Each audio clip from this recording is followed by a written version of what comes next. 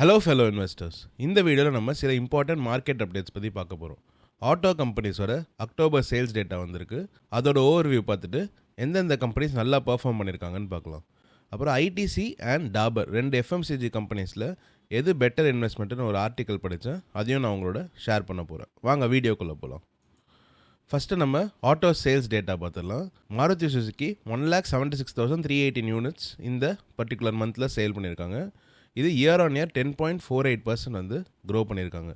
Mahindra 71,624 units sale பண்ணியிருக்காங்க. Last October 54,504 தான் sale பண்ணியிருக்காங்க.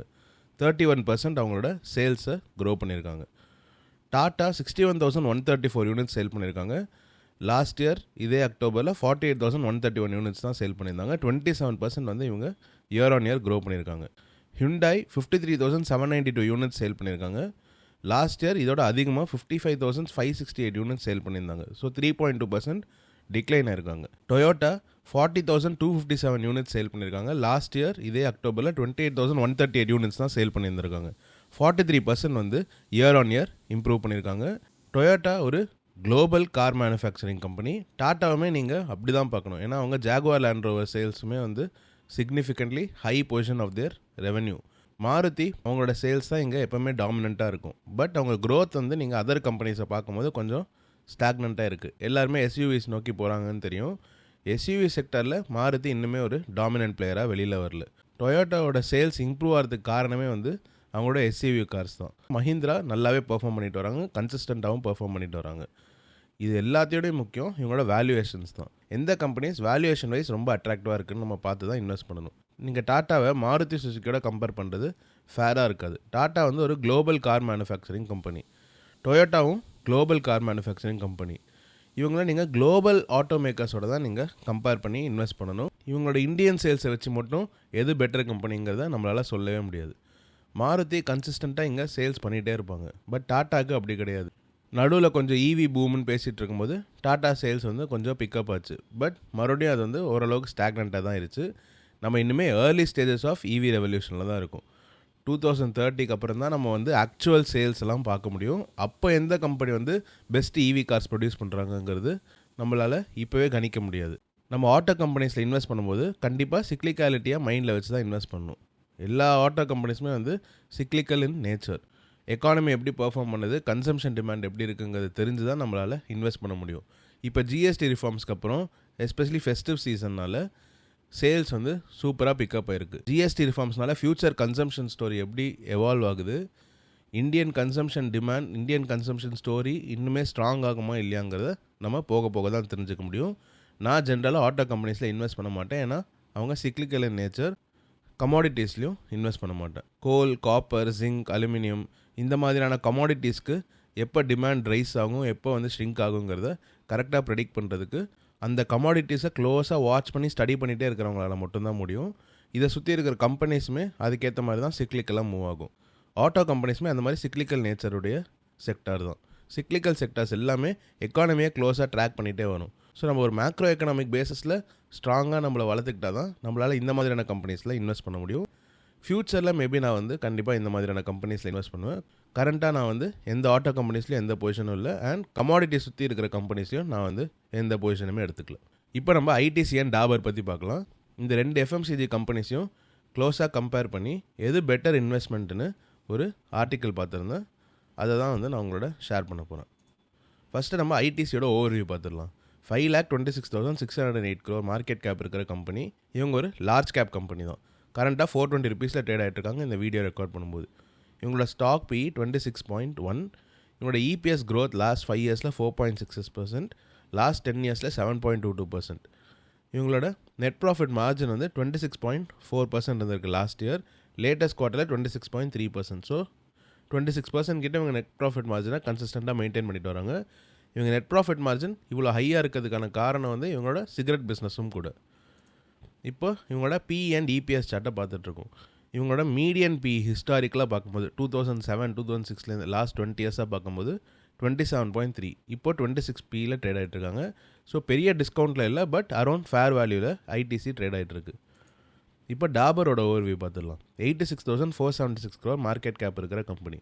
கிட்டத்தட்ட 6 மடங்கு ஐடிசியோட கம்மியாக தான் வந்து இவங்களோட மார்க்கெட் கேப் இருக்குது. கரண்ட் ஷேர் ப்ரைஸ் $488 இந்த வீடியோ ரெக்கார்ட் பண்ணும்போது. இவங்களோட ஸ்டாக் PE 47.8. இவங்கள ஒரு பியூர் எஃப்எம்சிஜி பிஸ்னஸாக பார்க்கறனால தான் இவங்க PE 47 ட்ரேட் ஆகிட்டுருக்கு. Most of the FMCG companies in India around 40 PEக்கு மேலே தான் கண்டிப்பாக ட்ரேட் ஆகிட்டு இருப்பாங்க. நீங்கள் வந்து எல்லா எஃப்எம்சிஜி கம்பெனிஸும் எடுத்து பாருங்கள்.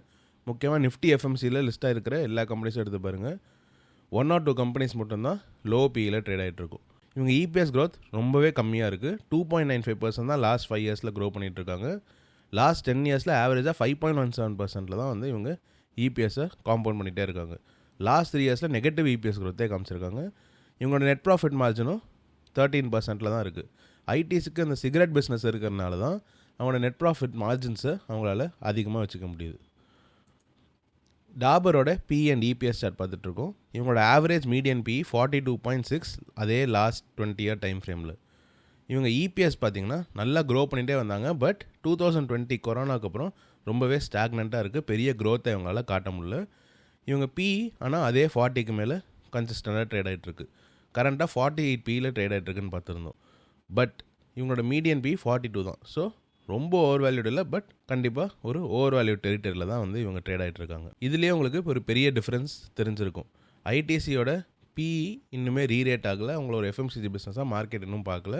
இதை பற்றி நம்ம ஆல்ரெடி நிறையா டீட்டெயில் வீடியோஸ் போட்டிருக்கோம். நீங்கள் அந்த வீடியோஸ்லாம் போய் செக் பண்ணலாம். ஐடிசியோட ப்ரைஸ் ப்ரெடிக்ஷனும் நான் அந்த வீடியோவில் ஷேர் பண்ணியிருந்தேன். இப்போது top line profit and margins வச்சு இவங்களை கம்பேர் பண்ணுவோம். ஐடிசியோட நெட் ப்ராஃபிட் 2% ரைஸ் ஆகி 5,179 crores செப்டம்பர் குவார்ட்டருக்கு ரிப்போர்ட் பண்ணியிருந்தாங்க. அவங்களோட ரெவென்யூ 3.4% வந்து டிக்ளைன் ஆகி 18,021 crores ரிப்போர்ட் பண்ணியிருந்தாங்க. Earnings before interest, tax, depreciation, amortization EBITDA வந்து 2% இயர் ஆன் இயர் இன்க்ரீஸ் ஆயிருக்கு. அவங்களோட மார்ஜின் வந்து 34.7% வந்திருக்கு எபிட்டா மார்ஜின்ஸ். டாபரோட பாட்டம் லைன் அதாவது நெட் ப்ராஃபிட் வந்து 6% இயர் ஆன் இயர் இன்க்ரீஸ் ஆயிருக்கு. 452 crores ரிப்போர்ட் பண்ணியிருந்தாங்க. அவங்களோட ரெவென்யூ 5.4% இம்ப்ரூவ் ஆயிருக்கு. 3,191 crores ரிப்போர்ட் பண்ணியிருக்காங்க. எபிட்டாவும் 6% இம்ப்ரூவ் ஆயிருக்கு year on year. 588 crores report பண்ணியிருக்காங்க. அவங்களோட மார்ஜின் 18.4% வந்திருக்கு EBITDA margin compared to 18.2% last year. அவங்களோட ஷேர் ப்ரைஸ் ட்ரெண்ட் பார்த்தீங்கன்னா இந்த நிஃப்டி எஃப்எம்சிஜி இண்டெக்ஸ்லேயே இயர் டு டே பேசிஸில் மோஸ்ட் நெகட்டிவ் ரிட்டர்ன்ஸ் கொடுத்த கம்பெனிஸ்லேயே டாப் 5ல் ஐடிசி இருக்குது. டாபர் 1.7% தான் இயர் டு டேட் டிக்ளைன் ஆயிருக்கு. பட் லாஸ்ட் மந்தில் ஐடிசியில் ஒரு அப்வர்ட் ட்ரெண்ட் தெரிஞ்சது. அவங்க 4.28% அக்டோபரில் மட்டுமே ரைஸ் ஆயிருக்காங்க. டாபர் 2.09% ரைஸ் ஆயிருக்காங்க. இது எஃப்எம்சிஜி செக்டார்லேயே ஒரு ரிவர்சல் பேட்டர்னாங்கிறத நம்மளுக்கு போக போக தான் தெரியும். பட் கண்டிப்பாக signs of recovery in share price தெரியுது. அவங்க செக்மெண்ட் க்ரோத் பார்த்திங்கன்னா 2 எஃப்எம்சிஜி கம்பெனிஸுமே வந்து க்ரோத்தை ஓரளவுக்கு காமிச்சிருக்காங்க. இந்த 2 கம்பெனிஸுமே மெச்சோர்ட் கம்பெனிஸ் தான்.